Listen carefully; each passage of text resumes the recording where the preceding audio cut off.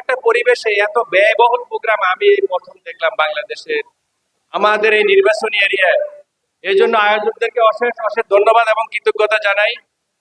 আমাদের যুব সমাজ আজকে অনেক মাদকের অবক্ষয় আছে, সেই জন্য ক্রিকেট টুর্নামেন্টকে আমরা অবশ্যই হ্যাঁ বলি এবং মাদককে আমরা না বলি।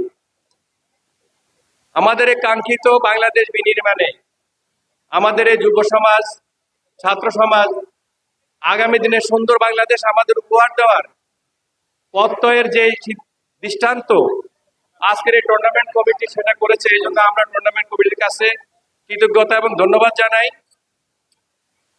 প্রিয় ভাইরা আমার, দেশের এক ক্রান্তিকাল আমরা পার করছি একটা অন্তর্বর্তীকালীন সরকারের মধ্য দিয়ে। এই সময় এই সমস্ত ক্রীড়া অনুষ্ঠানগুলা আমাদের সমাজে ছোট ছোট যে ভেদাভেদ আছে এগুলা আমাদেরকে ঐক্যবদ্ধ করে। সেই জন্য আবারও আয়োজকদেরকে ধন্যবাদ জানাই। এরকম একটা প্রত্যন্ত অঞ্চলের একটি আবাদি জমিতে এত বড় একটা টুর্নামেন্টের আয়োজন করেছি। এই প্রত্যন্ত অঞ্চলে বাংলাদেশের প্রত্যন্ত অঞ্চল থেকে যারা পুরো বাংলাদেশে ক্যাপ্টেনি যে ভালো খেলে তারা এখানে এসে অংশগ্রহণ করে খেলছে।